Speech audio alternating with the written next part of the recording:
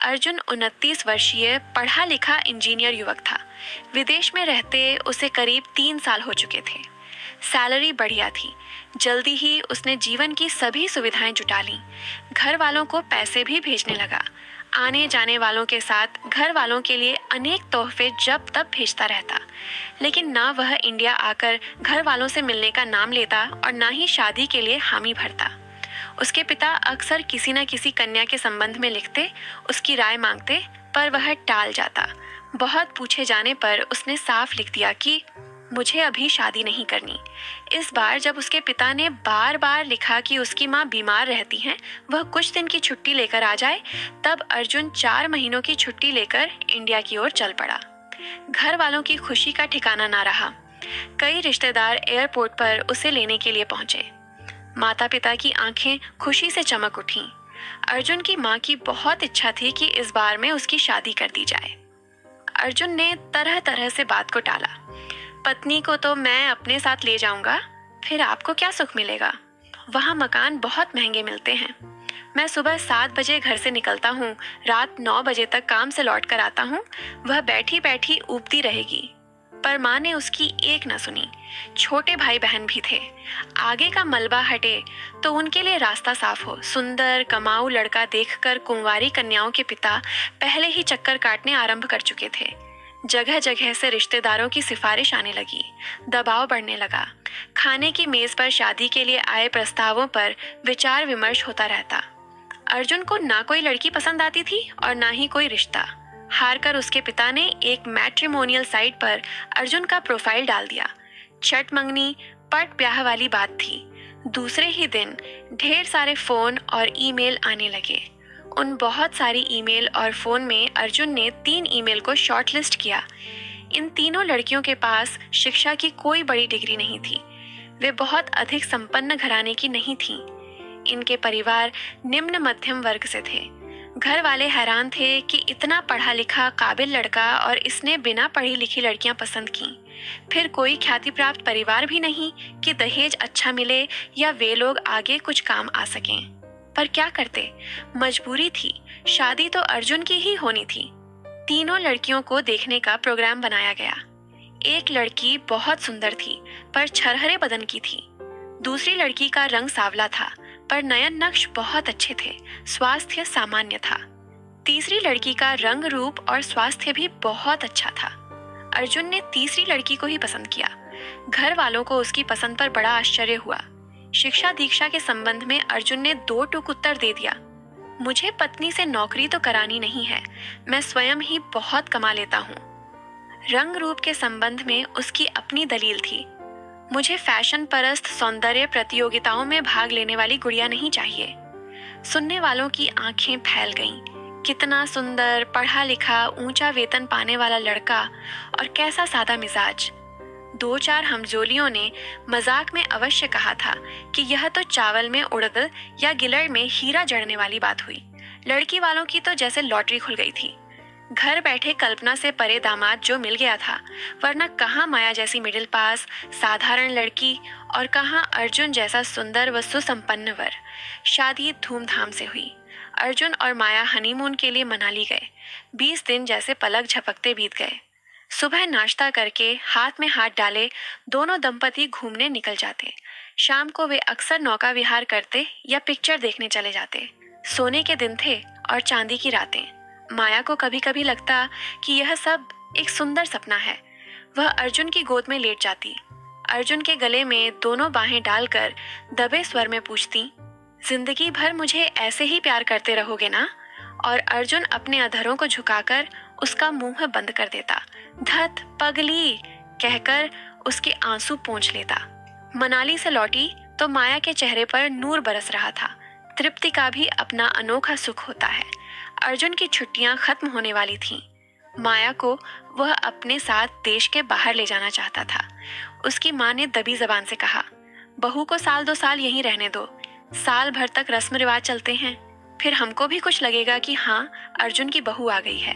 पर अर्जुन ने एक न मानी। उसका कहना था कि विदेश में भारतीय खाना तो किसी होटल में मिलता ही नहीं। घर पर बनाने का उसके पास समय नहीं। पहले वह डबल रोटी, अंडे आदि से किसी प्रकार काम चला लेता था। पर जब माया को यूएसए में रहना ही है तो बाद में जाने से क्या फ़ायदा। वहाँ के माहौल में वह जितनी जल्दी घुल मिल जाए उतना ही अच्छा है। वह माया को साथ लेकर यूएसए रवाना हो गया। जहाज जब बादलों के बीच उड़ने लगा तो माया भी ख्यालों की दुनिया में खो गई। शादी के बाद वह जिस दुनिया में रह रही थी उसकी उसने कभी कल्पना भी नहीं की थी। उसने तो कभी जहाज में बैठने की भी कल्पना नहीं की थी। उसके परिवार में भी शायद ही कोई जहाज में बैठा हो। मनाली का भी उसने नाम ही सुना था। वहां बिताए दिनों को क्या वह जीवन भर भूल पाएगी।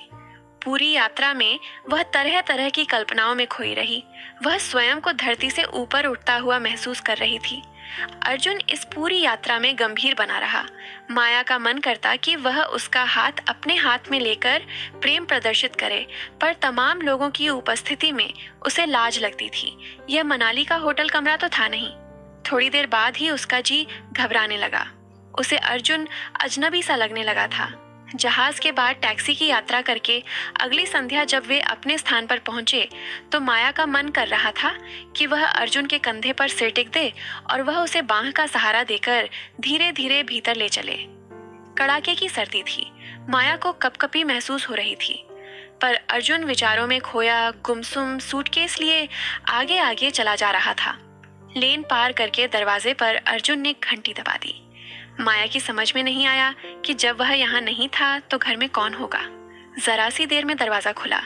एक युवती दरवाजे पर खड़ी थी। अर्जुन को देखते ही उसकी आंखों में समुद्र हिलोरे लेने लगा। वह तपाक से बोली, ओ अर्जु। वह पटाख से अर्जुन के गले लग गई। माया मन के कोर तक कांप गई। तभी उस युवती की निगाह माया पर पड़ी। Who is this? वह अंग्रेजी में बात कर रही थी। अर्जुन ने भी अंग्रेजी में जवाब दिया, दिस इज द मेड। माया को कुछ भी समझ में नहीं आया क्योंकि उसे अंग्रेजी नहीं आती थी। तीनों भीतर प्रवेश कर गए। आंतरिक व्यवस्था के कारण भीतर का कमरा गर्म था। अर्जुन टाई की गांठ ढीली करने लगा। माया सोफे में धंस गई। युवती कॉफी बनाने रसोई में चली गई। अर्जुन ने अर्थपूर्ण दृष्टि से माया की ओर देखा। माया के मुख पर सैकड़ों प्रश्न उभर रहे थे। अर्जुन सीटी बजाता हुआ रसोई में चला गया। थोड़ी देर में वह 3 प्याले कॉफी लेकर लौटा। पीछे पीछे वह युवती भी। कांपते हाथों से माया ने प्याला पकड़ लिया। युवती और अर्जुन सामने सोफे पर अगल बगल बैठ गए। वे अंग्रेजी में बात कर रहे थे। माया के पल्ले कुछ नहीं पड़ रहा था, पर बातचीत में जिस बेतकल्लुफी से वह युवती अर्जुन पर झुकी पड़ रही थी उससे माया के कलेजे की कोमल रगों में टीस उठने लगी। वह सोफे पर एक ओर लुढ़क गई। अर्जुन उठा, फिर उसने एक गिलास में थोड़ी ब्रांडी डाली, पानी मिलाया। थक गई हो, दवा है, फायदा करेगी। दवा पीकर माया निढाल होकर लेट गई। अर्जुन ने एक मोटा कंबल लाकर उसे ओढ़ा दिया। सुबह माया की आंख काफी देर से खुली। उसने इधर उधर देखा। वह रात को सोफे पर ही सो रही थी। अर्जुन का कहीं पता नहीं था, ना ही कमरे में कोई अन्य बिस्तर था। वह रात की बात सोचने लगी। तभी अर्जुन उसके लिए चाय लेकर आया। चाय की चुस्की लेकर माया बोली, वह लड़की कौन थी? बोला, ऐना। माया ने पूछा, कहाँ गई? अर्जुन ने सहज ही उत्तर दे दिया, काम पर। माया ने पूछा, यही रहती है तुम्हारे साथ? अर्जुन ने स्वीकार में सिर हिला दिया। कब से? अर्जुन कुछ सोचकर बोला, पिछले 7 साल से। माया ने चौंक कर पूछा, क्यों? अर्जुन बोला, हम दोनों ने शादी कर ली थी। माया के हाथ से चाय का प्याला छूट गया। आश्चर्यचकित स्वर में अपने कानों को झुठलाते हुए वह निराशा के पहाड़ को पल भर के लिए एक ओर सरकाकर सारी जीवन शक्ति संचित करके बोली, शादी? पत्थर बने अर्जुन ने फिर स्वीकृति में सिर हिला दिया। माया पर जैसे गाज गिर पड़ी हो। सपनों का ताजमहल टुकड़े टुकड़े हो गया था। हंसती गाती नाचती हुई परी के जैसे किसी ने पंख काट दिए हों और वह पाताल की किसी कठोर चट्टान पर पड़ी छटपटा रही हो। क्षण भर ठगी सी रह जाने के बाद उसने माथा पीट लिया। वह रोती जा रही थी और बिना उत्तर की प्रतीक्षा किए शून्य में सवाल फेंके जा रही थी। फिर तुमने मुझसे शादी क्यों की? मेरे घर वालों को क्यों धोखा दिया? मेरी जिंदगी क्यों खराब की? मुझे यहाँ क्यों लाए? मुझे रंगीन सपने क्यों दिखाए?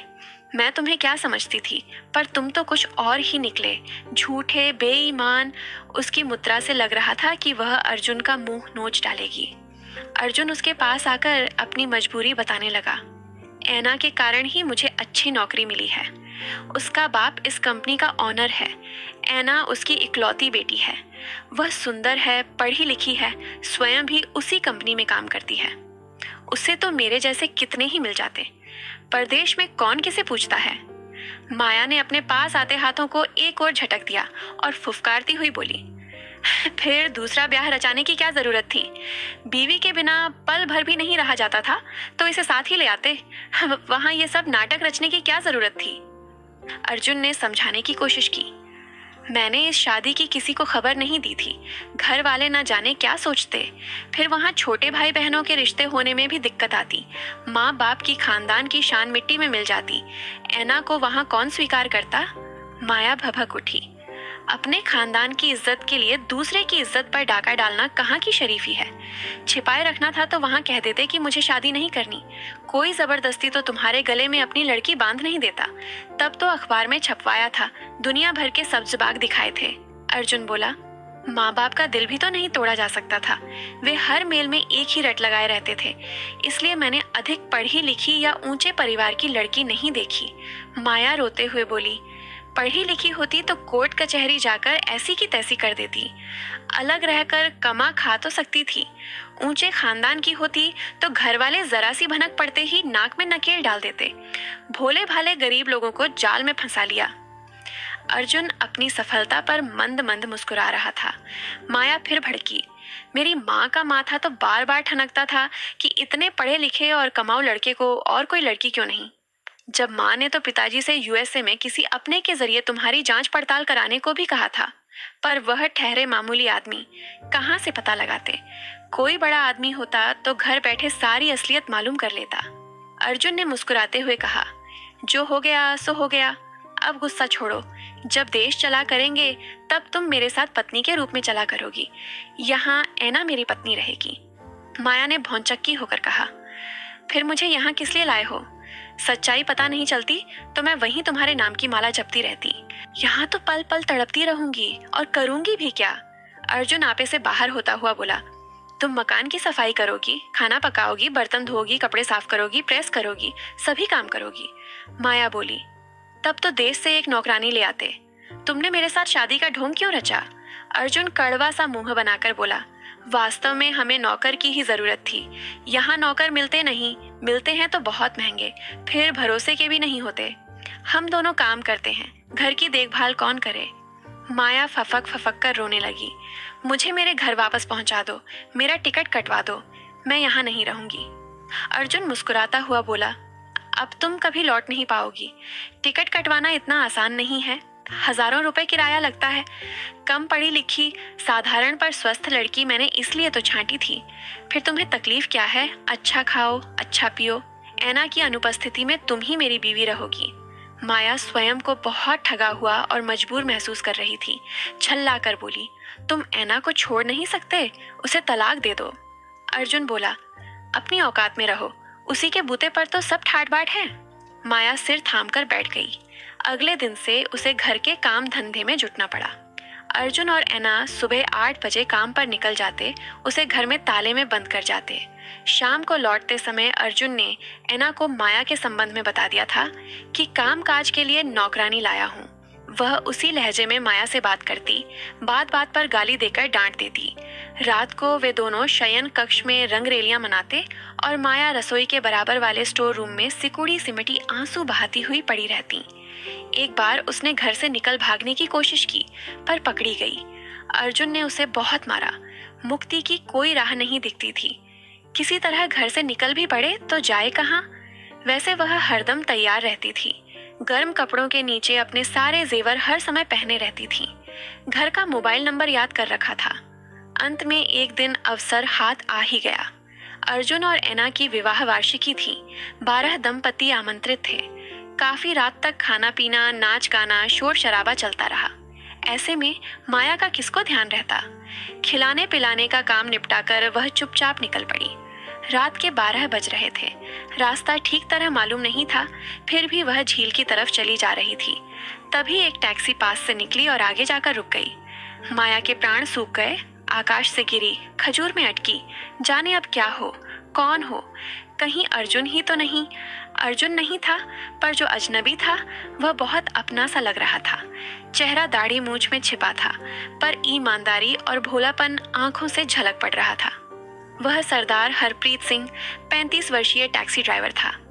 माया ने परदेश में पहली बार किसी सरदार को देखा था। उसे लगा जैसे वह पंजाब में कहीं अपने गांव में खड़ी है। भारतीय स्त्री को देखकर हरप्रीत सिंह भी चौंक गया। वह उसे बेहद डरी हुई दिख रही थी। हरप्रीत ने अनुमान लगाया कि वह झील में डूबकर आत्महत्या करने जा रही है। उसने अधिक पूछताछ न करके टैक्सी के पीछे का द्वार खोला और एक प्रकार से जबरन माया को भीतर ढकेल दिया। अपने डेरे पर पहुंचकर हरप्रीत ने माया को सब तरह से तसल्ली देकर उसकी आप बीती सुनी। माया ने जब कहना बंद किया तो हरप्रीत सिंह की आंखें नम हो चुकी थीं। 3 साल पहले उसकी अपनी सगी बहन को भी एक डॉक्टर इसी प्रकार ब्याह कर ले आया था। बहुत दिनों बाद बहन ने जैसे तैसे किसी प्रकार फोन किया था, पर जब तक हरप्रीत यहाँ तक पहुँचने का जुगाड़ कर पाया, वह जीवन से तंग आकर सुसाइड कर चुकी थी। उसने ऐसे कितने ही किस्से सुनाए कि किस किस प्रकार प्रवासी भारतीय छुट्टियों में देश जाने पर विवाहित होते हुए भी दूसरी शादी कर लेते हैं। कोई कोई तो मोटा दहेज भी समेट लेते हैं। उस लड़की को फिर रखैल की तरह रख लेते हैं। पतिव्रता भारतीय स्त्री पति को सब कुछ मानने वाली रो धोकर जिंदगी से समझौता कर लेती है। जिस हाल में पति रखे उसी में खुश रहने की कोशिश करती है। कुछ तो इतने नीच होते हैं कि अपनी पत्नी को बेच तक डालते हैं। अक्सर ऐसी शादियां चटपट हो जाती हैं। लड़के की सामाजिक और आर्थिक स्थिति का स्वदेश में किसी को पता नहीं रहता। जैसा कह दिया वैसा मान लिया। लड़कियों को भी विदेश घूमने का चाव रहता है। इससे अभिभावक बहुत सहज ही हल्के हो जाते हैं।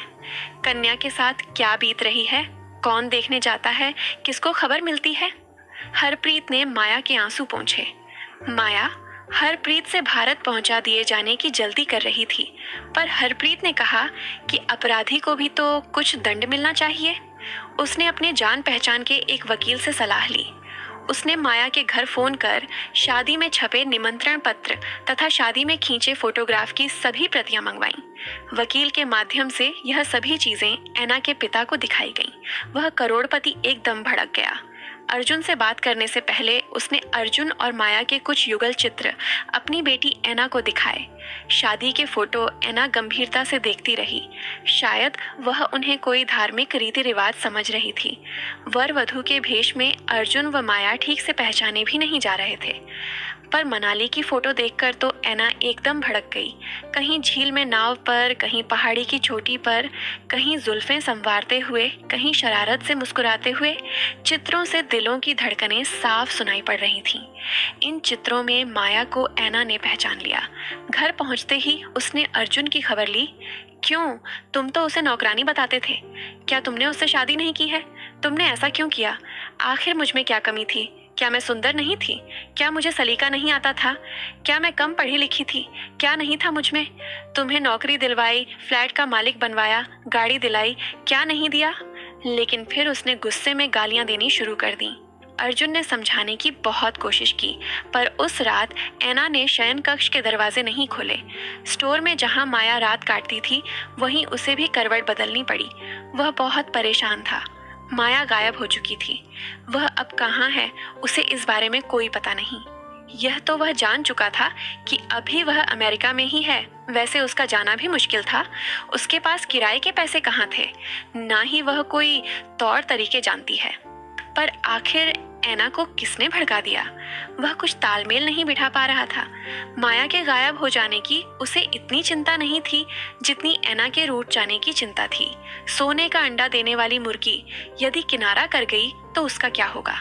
और फ्रॉड के केस में अगर पकड़े गए तो पुलिस उसे जेल में डाल देगी। माया के बारे में उसे लगता था कि वह रेल या ट्रक से कहीं मरकट गई होगी या उसने किसी प्रकार से आत्महत्या कर ली होगी। उसे तो ऐना की चिंता थी। अगले दिन कंपनी के डायरेक्टर और ऐना के पिता ने उसे अपने कक्ष में बुलाया और स्पष्ट बयान देने के लिए कहा। अर्जुन के चिंतित चेहरे को देखकर कोई भी सच्चाई का सहज अनुमान लगा सकता था। उसने अपनी सफाई देते हुए कहा कि इस सारे कांड के पीछे कोई ऐसा आदमी है जो डरा धमकाकर अपना काम निकलवाना चाहता है। व्यवहार कुशल डायरेक्टर ने अर्जुन को 1 सप्ताह का समय दिया। माया का मन यहाँ विदेश में बिल्कुल नहीं लग रहा था, पर प्रश्न ये था कि वह घर जाने का साधन कैसे जुटाए, किसके साथ। सहमते सहमते उसने हरप्रीत से अपना प्रस्ताव रखा। हरप्रीत को कोई आपत्ति नहीं थी। यहाँ का काम तो उसका वकील संभाल लेगा, उसकी कोई विशेष आवश्यकता भी नहीं थी। केवल ठीक से फंदा लगाने की बात थी। वह काम हो ही चुका था। अब तो विस्फोट की प्रतीक्षा थी। पर सवाल यह था कि वह स्वदेश लौटे तो कैसे। हरप्रीत भी कोई धन्ना सेठ नहीं था। 2 साल में टैक्सी चलाकर यहाँ जो कमाया था उससे टैक्सी खरीद ली थी। फक्कड़ आदमी था, मस्त रहता था। माया ने जब अपने जेवर उसके सामने रखे तो वह उसकी समझदारी का कायल हो गया। बोला, देसी चिड़िया, तूने तो पढ़े लिखों के भी कान काट दिए। वह माया को देसी चिड़िया कहकर पुकारता था। हरप्रीत ने वतन लौटने का प्रोग्राम बना लिया। न्यूयॉर्क में उसके कुछ जानकार लोग थे। टैक्सी और जेवर का ठीक ठाक सौदा हो गया। बिना पूर्व सूचना के एक शाम माया हरप्रीत के साथ साथ समुद्र पार कर सीवान में अपने घर के द्वार पर खड़ी थी। घर वाले हैरान थे। बच्चों के सो जाने के बाद माया ने अपनी करुण कहानी घर वालों को सुनाई। पीठ पर मार के निशान दिखाए। उन्हें बताया कि घर से भागते समय उसे यह आशा नहीं थी कि वह अब कभी भी माता पिता से मिल भी सकेगी। हरप्रीत का वह लाख लाख शुक्रिया कर रही थी। वह नहीं मिलता तो पता नहीं आज वह कहाँ होती। माया के पिता ने माथा पीट लिया। वाकई मेरी आंखें चूंधिया गई थीं। हमें अपनी हैसियत देखनी चाहिए थी। हमारे लिए तो हरप्रीत जैसा सीधा साधा आदमी ही ठीक रहता। अगले दिन हरप्रीत ने माया के पिता से अकेले में बातचीत की। यूएसए में जो कुछ हुआ उसके बारे में बतलाया और वकील दोस्त द्वारा दिए गए जरूरी कागज संभाल लाए। इनमें अर्जुन और ऐना की पहले हुई शादी की रजिस्ट्रेशन की नकल भी थी। यहाँ की अदालत में धोखाधड़ी का मुकदमा चलाया जा सकता है। अर्जुन को दिन में तारे नजर आ जाएंगे। यहाँ आकर पैरवी करने में नानी याद आ जाएगी। अखबारों में भी खबरें छपेंगी। खानदान की शान, सबकी ठसक निकल जाएगी। इससे विदेशों में बसे उन भारतीयों को भी सबक मिलेगा जो इस तरह की हरकतें करते हैं। अंतिम वाक्य कहते कहते उसका गला भर आया, आंखों से आंसू झड़ने लगे। तब उसने अपनी इकलौती बहन का किस्सा सुनाया। माया के पिता ने उसे छाती से लगा लिया, आंसू पोंछे, अपनी गरीबी, साधनहीनता का दुखड़ा रोया, मुकदमे की दौड़ भाग की परेशानी में असमर्थता प्रकट की। हरप्रीत ने यह कहकर विदा ली कि मेरे लायक सेवा हो तो बता देना, मेरा यह पता है। मुझे तो टैक्सी चलानी है, वह नहीं, यहीं पर चला लूंगा, जैसा ठीक समझे तय कर लें। माया की माँ से बात की गई तो उन्होंने माया के दिल की थाह ली। वह अर्जुन के साथ किसी भी कीमत पर रहने को तैयार नहीं थी। 15 दिनों के बाद अदालत में मुकदमा दायर कर दिया गया। इधर अर्जुन ने ऐना से समझौते की बहुत कोशिश की, पर वह तलाक पर अड़ी थी। करोड़पति बाप की उस बेटी को लड़कों की भला क्या कमी थी। उसे सबसे बड़ा मलाल यह था कि अर्जुन ने उससे झूठ क्यों बोला, माया को नौकरानी बताया। अनजाने में माया के प्रति किए गए अपने व्यवहार के लिए वह बहुत लज्जित थी। माया के प्रति किए गए अपमानजनक व्यवहार का उसे एक ही प्रायश्चित नजर आ रहा था, अर्जुन से तलाक। तलाक का मतलब अर्जुन के लिए अपने अस्तित्व पर ही कुठाराघात था। वह नौकरी तो हाथ से जा ही रही थी, अन्य कहीं भी ढंग की नौकरी मिलने की उम्मीद नहीं थी। जहां भी जाएगा पुरानी कंपनी के किए गए अच्छे काम का प्रमाण पत्र देना ही होगा।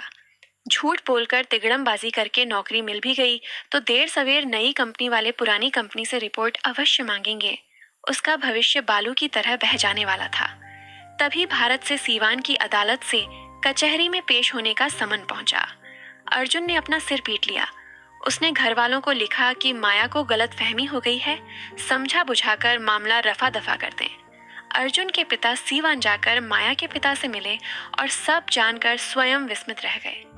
उन्होंने माया के पिता से मुकदमा वापस लेने के लिए बहुत मिन्नत खुशामद की, ले देकर मामला खत्म करने की बात की।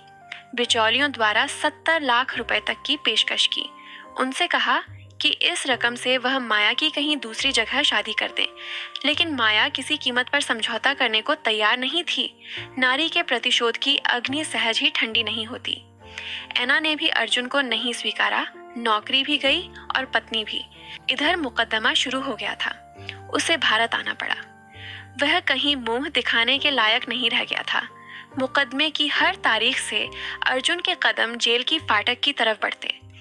आखिर अगली तारीख पर निर्णय सुना दिया गया। अर्जुन को 12 साल के कठोर कारावास का दंड दिया गया। न्यायाधीश ने अपने निर्णय में टिप्पणी देते हुए प्रवासी भारतीयों के साथ अपनी पुत्रियों का विवाह करने वाले अभिभावकों को चेतावनी दी कि उस देश में स्थित भारतीय दूतावास के माध्यम से उन्हें संबंधित व्यक्ति के संबंध में पहले पूरी जानकारी कर लेनी चाहिए, तभी रिश्ता पक्का करना चाहिए। आंख ओझल, पहाड़ ओझल, वहां उनके साथ क्या बीतती है कौन जाने। कितनी लड़कियां अदालत का द्वार खटखटा रही हैं। साहसिक कदम उठाने के लिए माया की सराहना की गई। उसे अपने मनपसंद व्यक्ति से विवाह करने की छूट दे दी गई। सैकड़ों आंखों का केंद्र बनी माया जब अदालत के कमरे से बाहर निकली तो हरप्रीत अपनी टैक्सी के पास टहल रहा था। माया की आंखों से खुशी और विजय के आंसू निकल पड़े। वह हरप्रीत की तरफ बढ़ी, एक क्षण ठिठकी और फिर उसके कंधे पर हाथ रखकर उसकी छाती पर अपना सिर टिका दिया। अगले रविवार को एक साधारण से समारोह में माया और हरप्रीत का विवाह हो गया। तो दोस्तों, आज की हमारी कहानी आपको कैसी लगी कमेंट करके ज़रूर बताएं और वीडियो को लाइक करके चैनल को सब्सक्राइब करें। धन्यवाद।